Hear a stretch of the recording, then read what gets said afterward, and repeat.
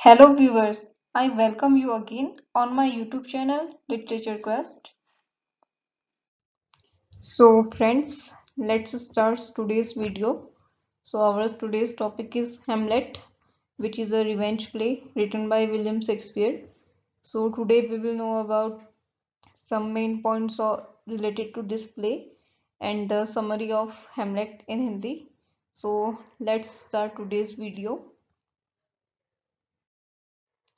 तो चलिए देखते हैं हेमलेट के बारे में। तो सबसे पहले तो ये हेमलेट जो है ये लॉन्गेस्ट प्ले है विलियम शेक्सपियर का। अगर क्वेश्चन आता है what is the longest play of William Shakespeare, then our answer will be Hamlet.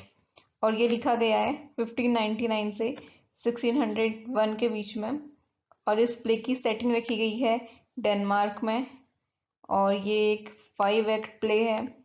और ये प्ले बिलोंग करता है थर्ड पीरियड ऑफ शेक्सपियर के करियर का, यानी कि ये जैकोबियन इरा का पीरियड है जब मैकबेथ, ओथेलो, किंग लियर लिखा गया था। उसी टाइम की ये ग्रेट ट्रेजेडीज हैं, उन 4 ट्रेजेडीज में से ये आता है। और हेमलेट एक रिवेंज ट्रेजेडी है जिसमें बदला लिया जाता है, inspired by Spanish tragedy. Spanish tragedy जो कि थॉमस किट के द्वारा लिखी गई है, उसी से इंस्पायर होके विलियम शेक्सपियर ने ये प्ले लिखा था। और इस प्ले में शेक्सपियर ने एक घोस्ट की एक्टिंग की है। किंग हेमलेट का जो घोस्ट है वो विलियम शेक्सपियर ने एक्ट किया था। और इस प्ले का जो ट्रेजिक फ्लॉ है, ट्रेजिक फ्लॉ एक लिटरेरी डिवाइस होती है जिसमें कि जो हीरो होता है कहानी का, उसकी जो स्टेट ऑफ माइंड होता है वो दर्शाया जाता है। इसका जो ट्रेजिक फ्लॉ है वो इनडिसाइसिवनेस है, जिसमें कि जो मेन हीरो है वो अनिर्णय की स्थिति में होता है। अनिर्णय की स्थिति मतलब वो एक ऐसी कंडीशन में होता है जिसको ये समझ नहीं आ रहा होता है कि उसको क्या करना चाहिए, ये जो वो कर रहा है वो सही है या नहीं है। तो ये तो थे इसके कुछ मेन पॉइंट्स। चलिए अब जान लेते हैं इसके मेन कैरेक्टर्स के बारे में। तो main characters of the story, Hamlet जो कि प्रिंस ऑफ डेनमार्क हैं और साथ ही एक प्रोटैगनिस्ट भी हैं, यानी कि कहानी के हीरो जो हैं वो हमारे हेमलेट ही हैं। और घोस्ट ऑफ किंग हेमलेट, हेमलेट के जो फादर का घोस्ट है उनकी बात की जा रही है। गर्ट्रूड जो कि हेमलेट की मदर हैं। क्लॉडियस जो कि हेमलेट के चाचा हैं। साथ ही साथ एंटागोनिस्ट, इस कहानी के जो मेन विलन है, सारी की सारी जो कहानी है, रिवेंज जो लिया गया है, जो हुआ है, ये सब इन्हीं की वजह से हुआ है। और देन पोलोनियस जो कि अटेंडेंट हैं क्लॉडियस के। और ओफिलिया जो कि पोलोनियस की ही बेटी हैं। पोलोनियस की बेटी के साथ साथ ये हेमलेट की बिलव्ड भी हैं। और लेरेट्स जो कि सन ऑफ पोलोनियस हैं एंड ओफिलिया के भाई हैं। होरेशियो जो कि हेमलेट का एक बहुत ही अच्छा दोस्त है। और फोर्टिन प्रेस जो कि नॉर्वे के किंग हैं। तो वैसे तो इस कहानी में बहुत सारे कैरेक्टर्स हैं, लेकिन कहानी को समझने के लिए इतने कैरेक्टर्स ही काफी हैं। तो ये कहानी शुरू होती है जब डेनमार्क का जो महल है, जो वहाँ पे जो गार्ड होते हैं, उन लोग वो लोग बात कर रहे होते हैं आपस में कि उन्होंने घोस्ट देखा। किसका घोस्ट? किंग हेमलेट का घोस्ट, यानी कि हेमलेट के पिताजी का उनने घोस्ट देखा होता है। तभी वहाँ होरेशियो आ जाता है। होरेशियो जो कि हेमलेट का दोस्त है, होरेशियो वहाँ पहुंचता है। और ये सब जो लोग हैं वो होरेशियो को बताते हैं कि उन्होंने इस तरीके से हेमलेट का पिताजी का घोस्ट देखा हुआ है। तो होरेशियो सोचता है कि उसने ये बात जाके अपने दोस्त हेमलेट को बता देनी चाहिए। और होरेशियो वही करता है, वो जाता है और जाके सारी बात अपने दोस्त को बता देता है कि हमने ऐसे ऐसे ऐसे ये लोग बात कर रहे थे और घोस्ट देखा है। तो हेमलेट उसकी बातों पे विश्वास नहीं करता है। वो सोचता है कि नहीं नहीं, घोस्ट वोस्ट कुछ नहीं होता है। और वो उसकी बात पे विश्वास नहीं करता है। तो उस रात को जब हेमलेट सोता है तो उसको नींद में सपना आता है। और उसको कौन दिखाई देता है? उसको दिखाई देता है घोस्ट ऑफ किंग हेमलेट, यानी कि अपने पिताजी का घोस्ट दिखाई देता है।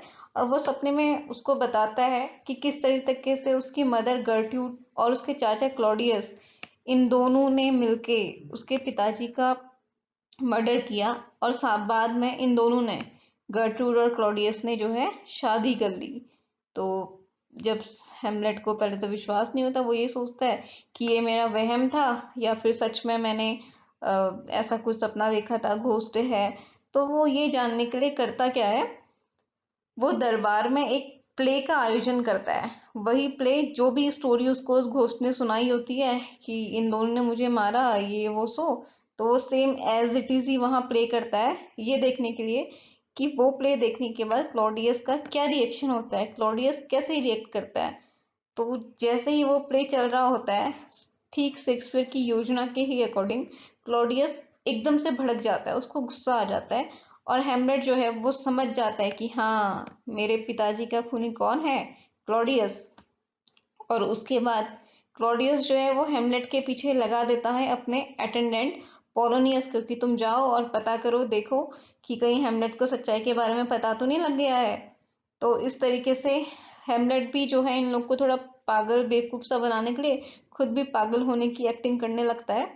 और लेकिन क्लॉडियस बहुत चालाक है, ये करता क्या है, ये हेमलेट को इंग्लैंड भेजने की योजना बनाता है कि हेमलेट को हम यहाँ से दूर भेज देते हैं, और वो फिर कुछ टाइम के बाद वो सब कुछ भूल जाएगा, ये सोच के।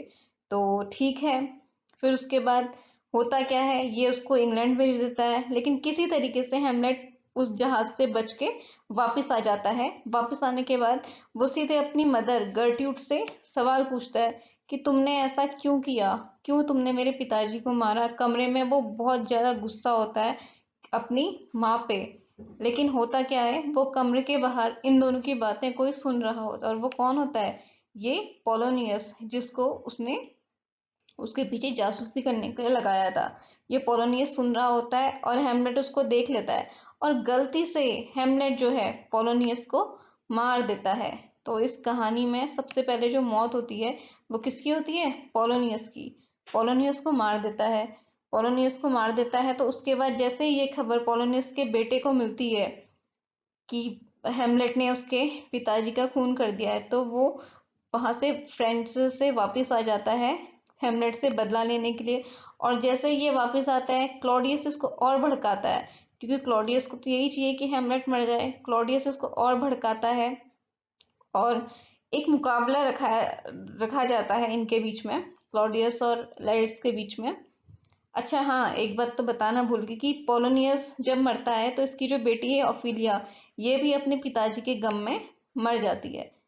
और हेमलेट जब इसकी शोक सभा में जाता है, ऑफिलिया की शोक सभा में, तो जो लैरेट्स और हेमलेट है, इन दोनों के बीच में लड़ाई हो जाती है थोड़ी बहुत, लेकिन फिर वो सॉल्व हो जाती है। बाद में जो क्लॉडियस है, वो लैरेट्स और हेमलेट के बीच में एक मुकाबला रखवाता है, और दोनों को एक एक तलवार दी जाती है। लेकिन कहानी में ट्विस्ट है, होता क्या है, जो तलवार इसे दी जाती है, लैरेट्स यानी कि सन ऑफ पोलोनियस को दी जाती है, उस तलवार में जहर लगा होता है, ताकि जैसे ही हेमलेट के शरीर पे वो तलवार जाए, हेमलेट मर जाए। और क्लॉडियस बहुत चालाक है, उसने यही नहीं, अगर उसने सोचा कि इस तलवार से वो बच जाए, तो उसने मुकाबला खत्म होने के बाद एक जश्न रखा होता है, और उसमें एक ड्रिंक होती है, उसमें वो जहर मिला देता है, ताकि अगर हेमलेट यहाँ नहीं मरा तो वहां तो वो मर ही जाए।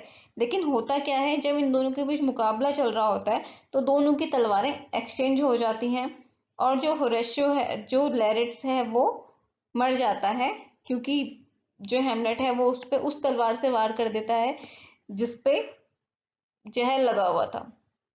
तो अब लैरेट्स भी मर गया, ओफिलिया भी मर गई, पोलोनियस भी मर गया। और इसी बीच क्या होता है, जो इसकी मदर है गर्ट्यूड, वो गलती से उस जूस को पी लेती है जिस जूस में जहर मिला हुआ था। तो अब सब कुछ इसको पता लग जाता है, हेमलेट को, कि ये सारा का सारा किया धरा इसके जो चाचा जी हैं क्लॉडियस, उनका है। तो लास्ट में हेमलेट भी घायल होता है, और उसको पता लग जाता है कि मैं उस तलवार से घायल हुआ हूँ जिसमें कि जहर लगा है, तो मैंने तो मरना ही है, लेकिन इससे पहले मैं क्लॉडियस को मार दूंगा। तो ये जाता है और जाके क्लॉडियस को भी मार देता है, और क्लॉडियस को मारने के बाद हेमलेट जो है वो खुद भी मर जाता है। और लास्ट में इसमें सिर्फ होरेशियो बचता है, और हेमलेट इससे बोलता है कि नहीं, तुम्हें मरना नहीं है। जो किंग ऑफ नॉर्वे है, फोर्टिन ब्रास, अब यहाँ पे इसका जिक्र होता है। हेमलेट को पता होता है कि ये डेनमार्क में आक्रमण करने के लिए आने वाला है। तो हेमलेट अपने दोस्त होरेशियो को बोलता है कि जैसे ही Fortinbras king of Norway यहाँ आए, तुम उसको बताना कि यहाँ इससे पहले क्या क्या हुआ था, और किस तरीके से ये सारे के सारे लोग जो हैं वो मारे गए। और होरेशियो ठीक ऐसा ही करता है, जैसे ही किंग ऑफ नॉर्वे वहां पहुंचता है, होरेशियो उनको सारी कहानी बताता है कि यहाँ क्या क्या हुआ था, और लास्ट में जो किंग ऑफ नॉर्वे है वो इन सभी लोग का अंतिम संस्कार करता है और अपनी राजगद्दी पे बैठ जाता है। तो एक रिवेंज ट्रेजेडी है जिसमें सबके सब कैरेक्टर्स मारे जाते हैं। तो एक कहानी यहीं पे एंड हो जाती है। तो कभी कभी क्वेश्चंस ये भी आते हैं कि who is the character in the play which not died. So the answer is Horatio. Horatio ही एक ऐसा कैरेक्टर है इस प्ले में जो कि मरता नहीं है। तो आज के लिए बस इतना ही।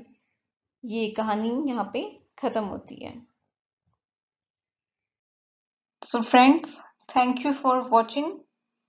Please like, share and subscribe my YouTube channel Literature Quest, and please don't forget to press the bell icon to get notifications for my upcoming videos.